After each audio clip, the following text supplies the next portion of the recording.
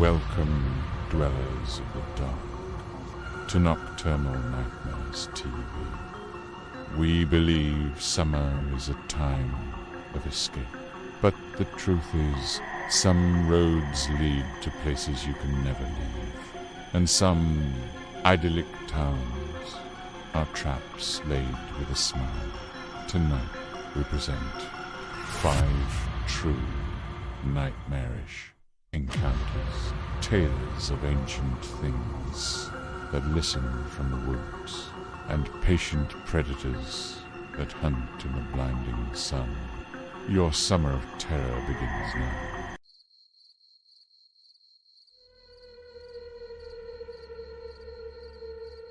This silence in that lookout tower wasn't empty. It was heavy, like a wool blanket soaked in water. I'd taken the job as a fire lookout for the summer-seeking solitude, a way to escape the noise of my life back home. Perched atop Watchtower Peak, a lonely sentinel in a sea of pines, I found it. The job was simple. Watch for smoke, report it, and otherwise exist in a glass box 10 miles from the nearest dirt road. For the first 2 weeks, it was bliss. The wind was my only companion, the sunsets my only entertainment. Then the hum began, but it started as a low, almost subsonic vibration that I felt more in my teeth than I heard with my ears. I dismissed it as the generator or wind resonating against the tower's steel leg. But it was inconsistent.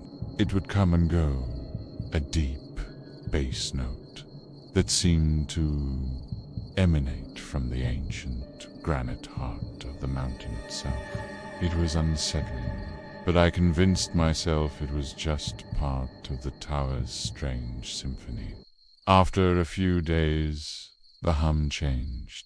It developed a rhythm, a faint, slow pulse.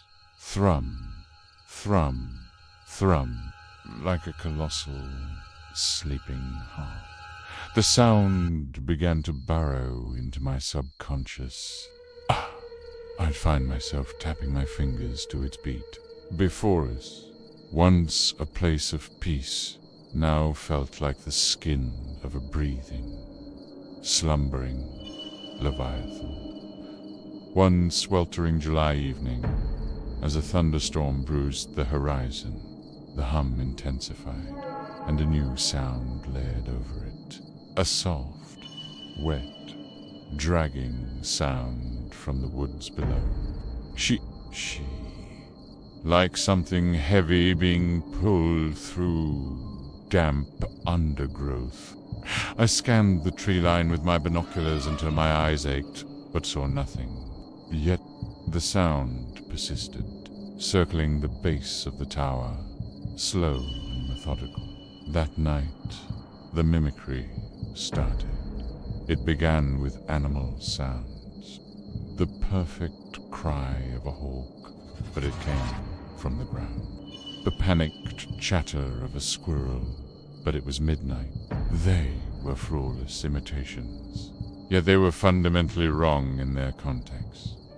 The forest was performing a play, and all the actors were reading from the wrong script. My unease curdled into a cold, sharp-edged fear. Die. I started keeping the trapdoor to my small cabin locked at all times. The next stage was more sophisticated. I was on the radio with dispatch, doing my routine evening check-in. "Everything's quiet up here," Brenda had said. Her voice, usually warm and crackly, came back perfectly clear. "Good to hear, Alex. Be safe." A moment later, the radio crackled again, and Brenda's real voice came through. Tinny and distant. "Alex, you there?" Didn't catch that last transmission. My blood ran cold. The first voice, though, clear. perfect one hadn't come from the radio. It had come from outside, from the air around the tower. The hum was listening. It was learning. The dragging sound was a constant presence now, and the hum had become a low, conversational murmur that I couldn't quite make out. It was testing me, seeing what I would react to. One afternoon, it mimicked the sound of a crying baby. The sound was so real, so filled with distress, that my heart clenched.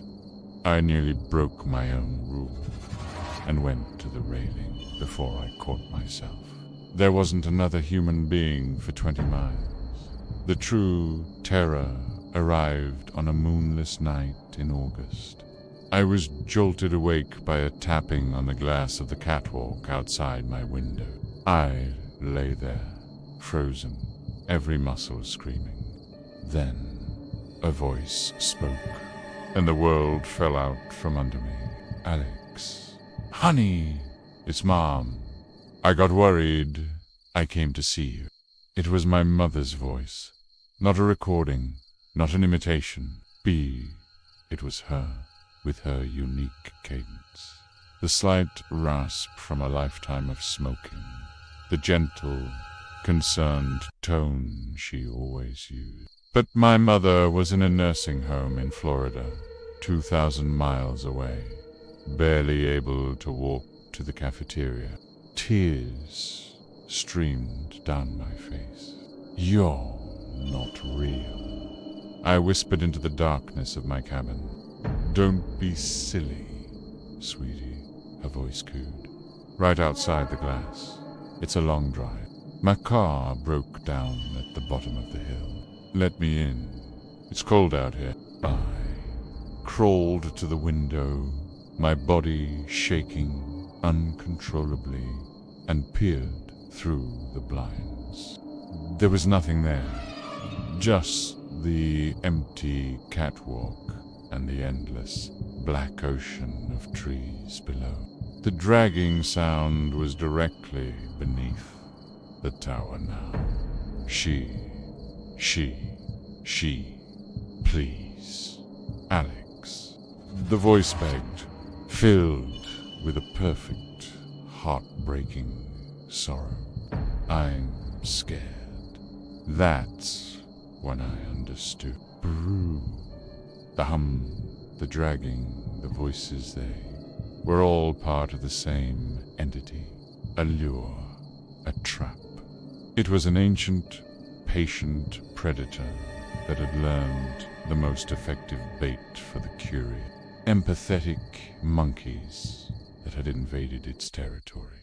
The sound of their own loved ones in distress. It couldn't get up the tower, but it was trying to draw me down. I stayed silent, huddled in the corner, until the sun rose. The voice eventually faded, replaced by the low, disappointed hum. I radioed in a false report of forest fire on the far ridge, knowing it would force them to send a helicopter. It was my only way out. As the chopper approached a few hours later, its womp womp womp, drowning out all other sound, I looked down from the catwalk one last time.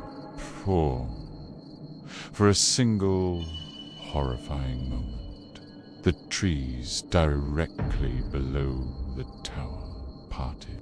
I saw what was making the dragging sound. It wasn't one thing.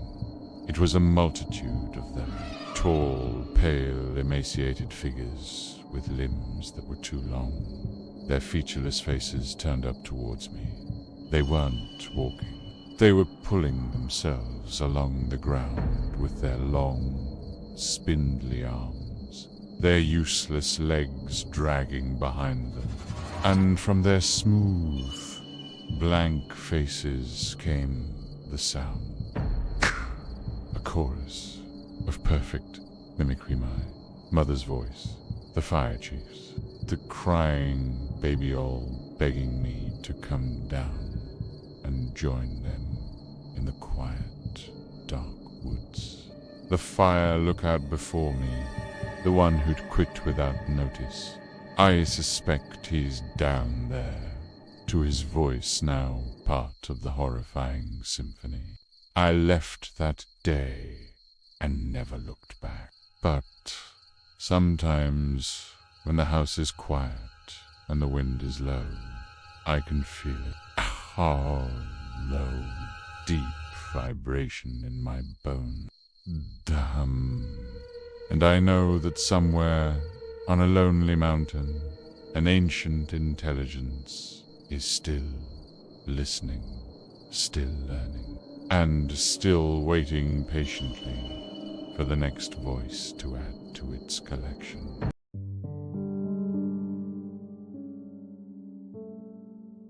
Summer in the suburbs, 1996. The days were a long, sticky loop of playing street hockey and waiting for the sun to set. Be the highlight of any given day. The one thing that could break the oppressive heat and boredom was the distant, tinny jingle of the Mr. Softy ice cream truck. That tuna cheerful, slightly off-key rendition of a song no one knew the name of was. The sound of pure, unadulterated childhood joy. Until the summer it wasn't. It started in July. A new truck began making the rounds in our neighborhood. It was a classic Mr. Softy van, white with the familiar cartoonish logo. But it was cleaner, too clean. The white paint was immaculate, the chrome gleamed, and there was never a speck of dust on it. And the driver was a man we'd never seen before, a pale, thin man in a pristine white uniform who never spoke. He just smiled a wide, fixed smile and served the ice cream. The first odd thing was the tune. It was the same jingle, but it was flawed. Seemed to slow down and speed up at random, and sometimes a single discordant note would hang in the air a little too long. A sour note in a sweet melody. It made your teeth ache. My younger brother, Kevin, who was 8 at the time, was obsessed. Every day when the jingles started, he'd beg our mum for $1 and sprint outside. He always got the same thing, a plain vanilla cone. He'd come back and sit on the porch steps, eating it in a strange, reverent silence. About a week after the new truck appeared, Kevin started to change. He was always a boisterous, energetic kid, a whirlwind of skinned knees and loud laughter. But he became quiet, listless. He stopped wanting to play street hockey. He'd just sit on the porch, staring at the empty street as if waiting. His bright, curious eyes became dull and vacant. He seemed faded. Our mum took him to the doctor, who said it was probably a summer virus, that he was just run down. Other kids in the neighborhood were changing too. The ones who visited the truck every day. The loud, rambunctious pack of kids who used to rule the block were now a quiet, pale group who mostly sat on their lawns, their gazes distant. The laughter that had been the soundtrack of our summer was gone, replaced by a strange, heavy quiet. I was suspicious. I stopped Kevin from going to the truck one day, telling him he was grounded. He didn't fight or argue. He just looked at me with his new, old eyes and began to cry, silent tears rolling down his pale cheeks. Later that evening, as the truck's jingle echoed through the street. I saw him standing at his bedroom window, his small hand pressed against the glass, a look of desperate, painful longing on his face. I decided to investigate. The next day, I followed the truck. It drove its route with an unnatural precision, the tune never stopping. It served the last of the neighborhood kids, and then, instead of heading back towards the main road, it turned down a dead-end street that led to the old abandoned quarry. I followed on my bike, my heart pounding. The truck pulled to a stop at the edge of the quarry, its jingle finally sighing to a halt. But the silence was deafening. The pale driver got out, but he didn't walk away. Pew. He walked to the front of the truck and placed his hands on the hood, and then he just deflated, like a balloon losing its air. His form seemed to collapse inward, becoming a puddle of white uniform that was slurped up and absorbed into the truck-esque grill with a soft, wet sound. The truck was the entity. The man was just a temporary projection, a hand for it to use. Horrified, I hid behind a rock and watched. The truck sat there for an hour, silent and still. Then a low hum started from within, and a faint, colorful, mist-like, a heat shimmer made of rainbows, began to seep from the serving window. It smelled sweet, like cotton candy and childhood. The mist drifted over the quarry and then dissipated. As it vanished, I heard a sound from the truck speaker, not the jingle, but a soft, contented sigh. And for a split second, I heard a chorus of children's laughter, faint and distant, coming from inside the metal box. I finally understood. The truck wasn't selling ice cream. It was buying something. It was trading a cheap, sugary treat for the most valuable thing a child has: their joy, their spark, their color. Bid was feeding on their potential, leaving them as pale, listless husks. The mist was the digested essence of all the joy it had consumed that day. The laughter I heard was the ghost of that stolen happiness. I pedaled home faster than I ever had in my life. I knew what I had to do. That night, I snuck into the garage and siphoned gasoline from my dad's lawnmower into a glass bottle. The next day, when I heard the first discordant notes of the jingle, I was ready. I met the truck at the end of my street. The pale driver smiled his empty smile at me. "What'll it be?" P asked, his voice as flat and white as his uniform. "Nothing," I said, and I threw the Molotov cocktail. It exploded against the side of the truck in a whoosh of flame. For a moment, nothing happened. Then, the truck itself began to scream.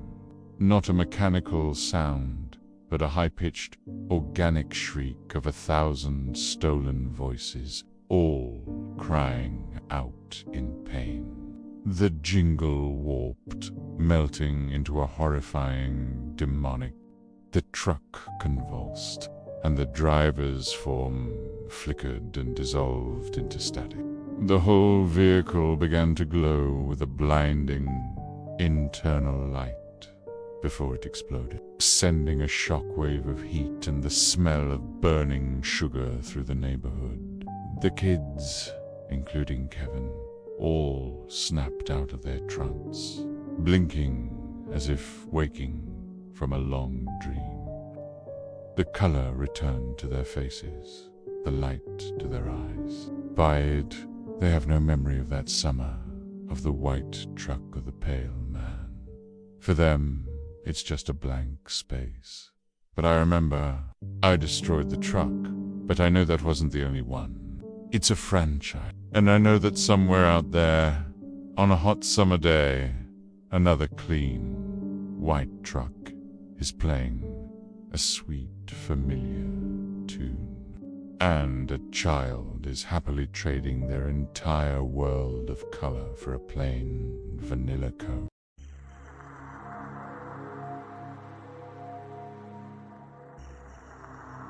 The summer I turned 19, I got a job at the Orpheum Grand Cavernous, a single-screen movie palace built in the 1920s. It was a beautiful relic, a place of red velvet, faded gold leaf, and the faint, sweet smell of stale popcorn and decay. My job was simple: take tickets, clean up after the last show, and lock up. The manager, a gaunt, perpetually tired man named Mr. Abernathy, had only one strange rule. When you're cleaning the main theater at night, leave one light on. The ghost light. He doesn't like the dark. He said it with a wry smile, but his eyes weren't joking. The ghost, according to town legend, was a former usher who had lived and died in the theater. I thought it was a charming piece of folklore. I was wrong. The theater had a presence.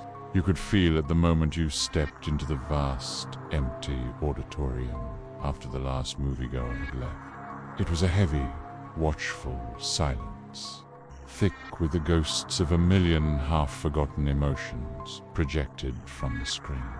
My first few nights were uneventful, just the eerie creaks and groans of an old building settling. Then I started noticing the little things. A single cup left in a cup holder when I knew I had cleaned that entire row. The faint, lingering scent of a strange, cloying cologne in the back of the house where no one had been sitting. One night, I found a single, perfect frame of film celluloid strip-lying on the floor of the projection booth. It showed a young woman, her face a mask of terror, staring directly into the camera. I assumed it was from some old horror movie and threw it away.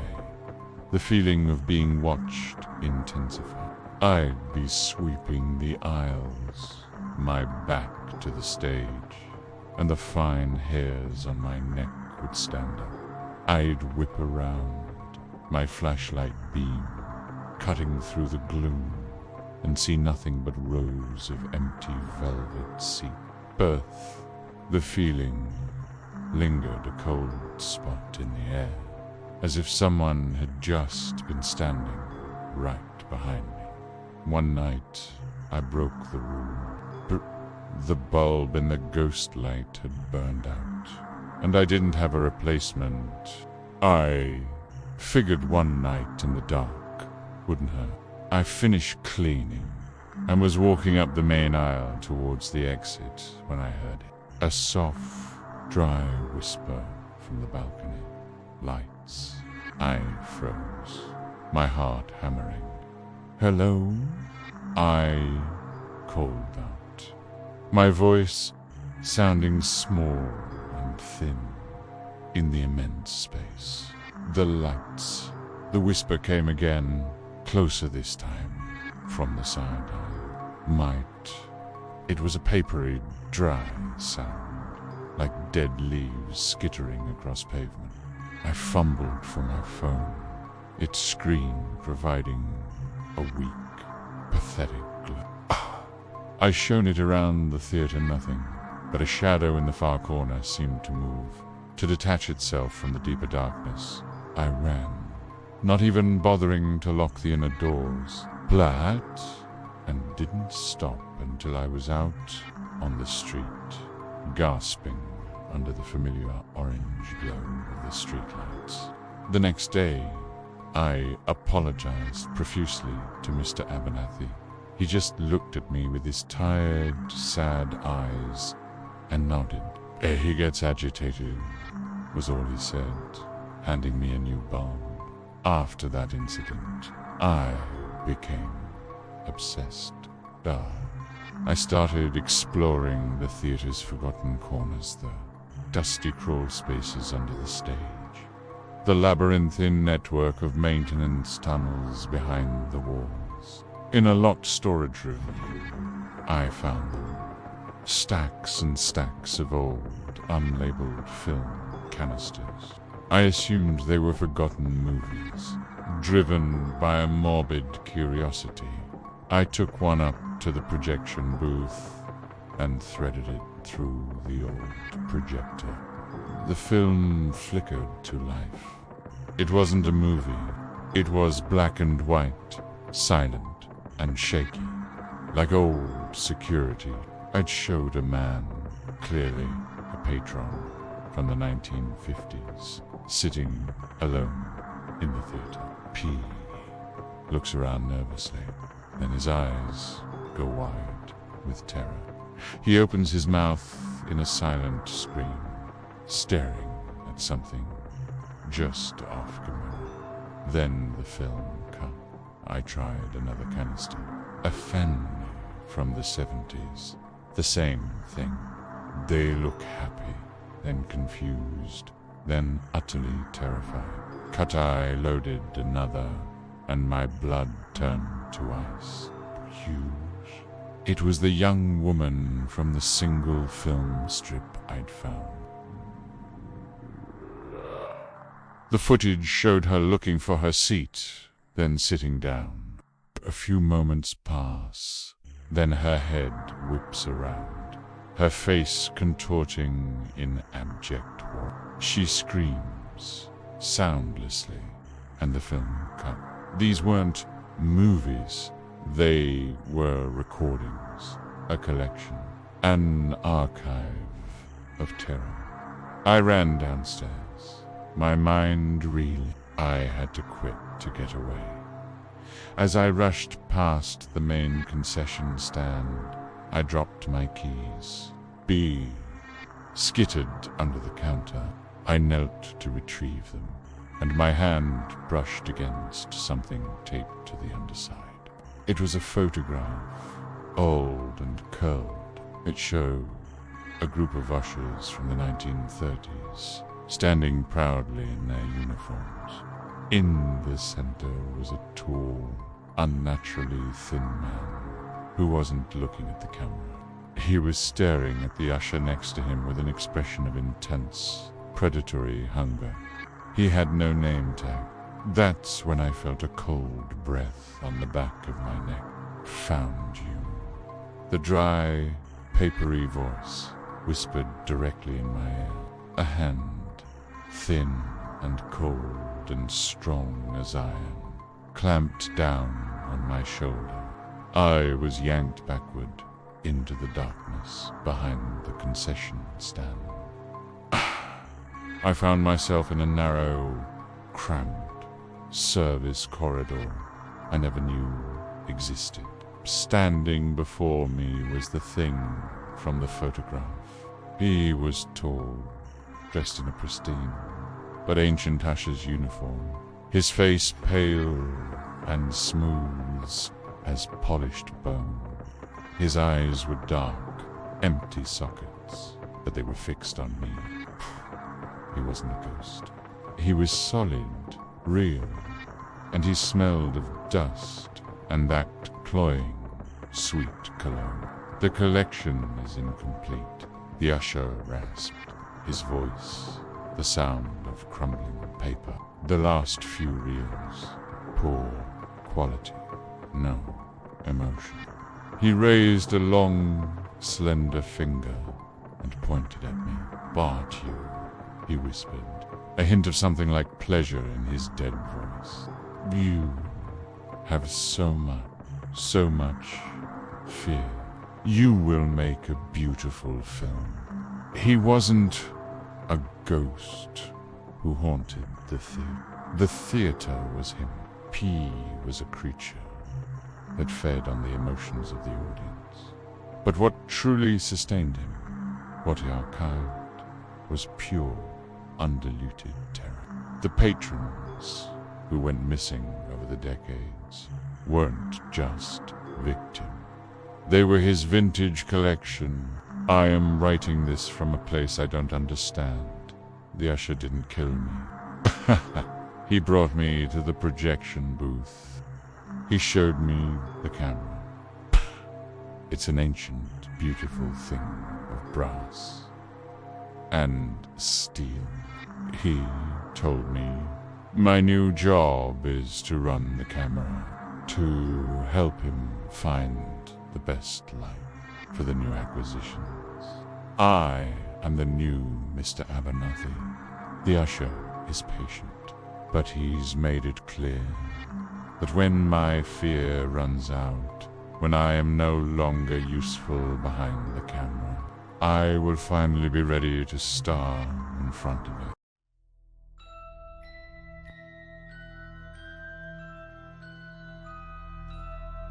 B.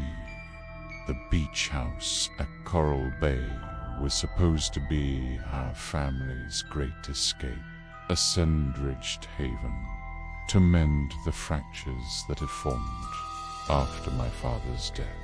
My mom, my younger sister Maya, and I arrived on a blistering afternoon in late June. The house was perfect, a salt-bleached cedar box perched on stilts with a wide deck overlooking an expanse of pristine white sand. The ocean was a stunning turquoise, the waves rolling in with a gentle, hypnotic rhythm. It felt like paradise, but the sound was wrong. From the first night, I noticed it.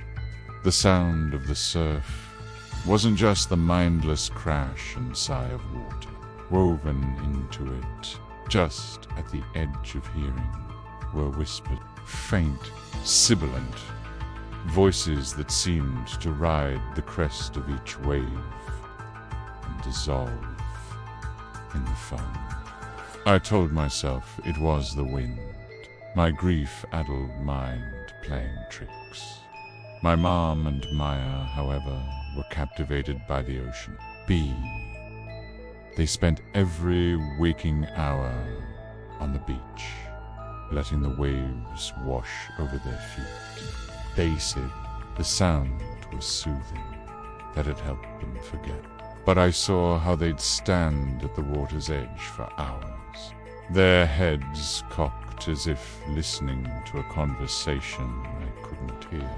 The whispers grew clearer, more personal. One evening, as I stood on the deck, I heard my own name carried on the tide. Daniel. It hissed, a chorus of voices twisting the single word. Then, another voice, a perfect imitation of my father's, layered over the rest. You should have been there, son. You let me down. The word struck me like a physical blow, a direct hit on my deepest, most secret guilt. I stumbled back into the house, my heart racing. This wasn't the wind. This was something malevolent, something that could read my mind and wield my own trauma against me. I tried to warn my family. The ocean, I said, my voice trembling. It's talking. It's saying horrible things. My mom just gave me a sad, tired look. Daniel, you need to rest. You're not sleeping. Maya, who was usually so bright and bubbly, just stared out at the water, a placid, empty look on her face. It's just the waves. Danny, she said, her voice a monotone. There, telling the truth. It's better to listen. She was changing. Her skin took on a strange, pale sheen, and her eyes, once a warm brown, seemed to have faded to a hazy, seafoam grey. She was quiet, withdrawn, and she smelled constantly of salt and something else. Something like wet, decaying seaweed. She was being worn down, eroded like a piece of sea glass. My dread grew into a suffocating panic. I began to research Coral Bay, digging through old town records. Online, one found a string of unsettling reports stretching back over a century. Families who'd rented summer homes and suffered tragic accidents, drownings, people who had simply walked into the surf and never returned. The locals called the phenomenon the bitter tide, an event that only seemed to happen during the hottest, calmest weeks of summer. I knew I had to get them out. I packed our bags in a frantic rush, screaming at my mum that we had to leave, that the place was cursed. Pash, she fought me, a strange, desperate strength in her thin arms. No, she cried, her eyes wide with a fear that wasn't directed at me, but at the thought of leaving. We can't. We belong here now. In the struggle, a framed picture of my dad fell, and the glass shattered. As I knelt to clean it up, I saw, standing at the edge of the water, just beyond our deck, were three figures, bid they were hazy, their forms shimmering in the heat. But I recognized them instantly. From the old town records, the Miller family, who had drowned here in 1958. They weren't ghosts. They were just standing there, their mouths moving in perfect sync with the crashing waves, their empty eyes fixed on our house. They were the lure. That's when Maya walked calmly out onto the deck, her movements slow and dreamlike. Beer waiting for us, she said, her voice devoid of all emotion. It's time to go home, Brett. She started walking towards the ocean, towards the waiting figures. I ran after her, tackling her to the sand just as a wave crashed over us. The water was frigid, and for a moment, the whispers were a deafening roar inside. My head, a cacophony of all my fears and failures. Useless, weak, alone. I dragged Maya, kicking and screaming with an unholy strength, back into the house and barricaded the door. My mom was huddled in the corner, sobbing, the spell momentarily broken. We spent the night huddled together, listening as the tide raged against the house. The whispers now angry, demanding, promising us peace if we would just come out. It wasn't just the sound of water.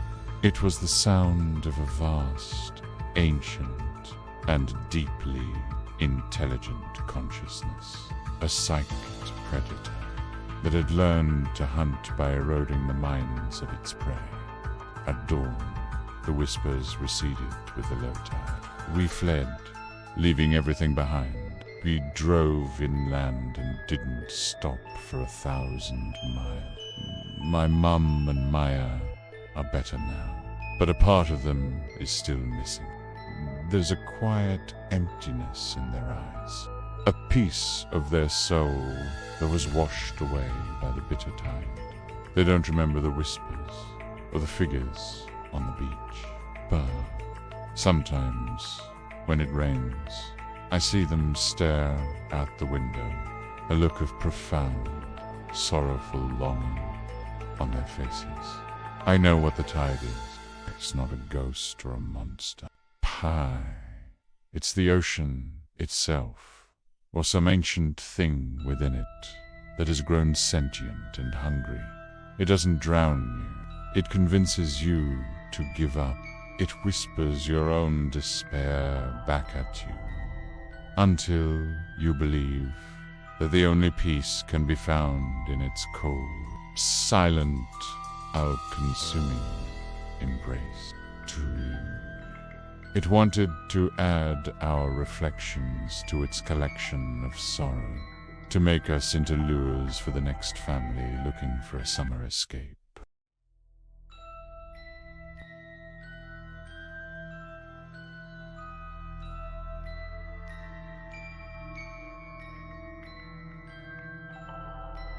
The detour sign was handwritten, scrawled on a piece of sun-bleached plywood. Bridge out ahead. My girlfriend, Anna, and I were on the last leg of a cross-country road trip. Somewhere in the forgotten flatlands of eastern Ohio. We were low on gas, tired, and a 50-mile detour sounded like hell. Still, we had no choice. We turned onto Route 7, a narrow, two-lane road that plunged into a dense, ancient-looking forest. After 20 minutes, the woods gave way to rolling fields of unervingly tall corn. The sun beat down, the air was still, and the road stretched on, empty.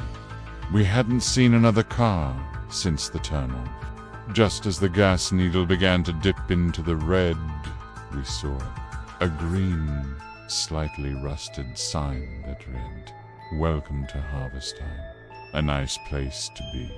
It wasn't on our map. My phone, predictably, had no signal, but the town looked like a godsend. It was impossibly idyllic, a perfect postcard from the 1950s. A single main street was lined with quaint brick storefronts. A diner, a hardware store, a small movie theater with a hand-painted now showing sign. There was a gas station with old-fashioned pumps. People milled about, smiling and waving as we drove past. It was perfect. Perfect. We pulled into the gas station. A friendly, older man in clean overalls came out to greet us. "Fill up?" he asked, his smile warm and genuine. While he pumped the gas, Anna and I went into the diner for a cup of coffee. But Bless was spotless. A waitress with a beehive hairdo poured our coffee before we even sat down. "You two just passing through?" she asked, her voice cheerful. "We are," Anna said. "Took a detour off the main highway. We've never even heard of Harvest Time." The waitress's smile tightened for a fraction of a second. "Oh, we're a bit off the beaten path," she said. "Most people miss us, but we're glad you found us. It's always nice to have new faces for the festival." "The festival?" I asked. "The Harvest Festival," the gas station attendant said, walking in behind us. "Biggest day of the year. You're just in time. It's tonight." Everyone in the diner seemed to murmur in agreement, their smiles wide and welcoming. An uneasy feeling began to prickle at my skin. The friendliness felt rehearsed. We paid for our gas and coffee, got back in the car, and headed out of town, eager to get back to the real world. We drove for half an hour, the cornfields a monotonous green blur. Then, up ahead, we saw a familiar green sign. Welcome to harvest time. A nice place to be. My heart seized. We were back at the entrance to the town. We must have taken a wrong turn, looped around somehow. Annoyed, we drove through the main street again. The same people were there, in the same spots, and they smiled and waved with the exact same timing. The waitress stood in the diner window. The attendant stood by the pumps. This time, we drove straight through, carefully following the signs for Route 7. 30 minutes later, we were back. Welcome to harvest time. Panic began to set in. It wasn't a loop. It was a trap. We tried everything. We turned down side roads that dissolved back into cornfield. We tried to drive through a cornfield, only to find the stalks were as thick and impassable as concrete. Every attempt, every road, every direction led us right back to that same main street. The sun began to set, but the light didn't change. It remained a perpetual, hazy, late afternoon gold. Time was broken. We parked the car, defeated and terrified. The townsfolk started to approach us, their smiles no longer friendly, but filled with a kind of sad, pitying sympathy. You see now, don't you? The waitress said, her voice soft. You can't leave. Not until after the festival. Bye. An old farmer put a gentle hand on my shoulder. It's not so bad, he said. You get used to it. Find a role. Settle in. Uh-huh? He pointed to a dusty sedan parked across the street. A model from the 80s. They arrived last summer, he sighed. The Wilsons. They were the last new faces. There are bakers now. Lovely people. The horrifying truth dawned on me. The people in this town weren't ghosts. They were prisoners. Other travelers from other decades, who had all taken the same detour and ended up trapped in this temporal pocket. They were forced to play the part of happy townsfolk, their existence a monotonous, repeating loop, sustained by some unseen force. What is the harvest festival? Anna whispered, her voice trembling. The gas station attendant looked at the setting sun that would never fully set. The harvest, he said, his voice dropping to a whisper, isn't for the crops. It's for hope. He explained that the entity that held the town, the thing that lived in the corn and the golden light, fed on despair. The festival was the one night the loop was broken, the one night the entity reaped its harvest, the fresh, potent despair of the newest arrival. Their broken hope would feed the town and sustain the illusion. For another cycle, just then, we heard an engine. A minivan, packed with a family of 4, was coming down the road, a look of relief on the driver's face. They had seen the gas station. There, how they had found salvation. The townsfolk all turned, their faces lighting up with those same wide, practiced smiles. Big. The waitress looked at us, her eyes full of a terrible, ancient sorrow. Welcome to harvest time, she said, her voice full of genuine warmth for the new arrivals. It's a nice place to be. We had been replaced. We were no longer the new faces. Our despair was now old news. We were now part of the town, part of the welcoming committee. Undas, the family pulled into the gas station. I felt a strange, horrifying urge come over me. I lifted my hand, stretched my lips into a wide, convincing smile, and I waved.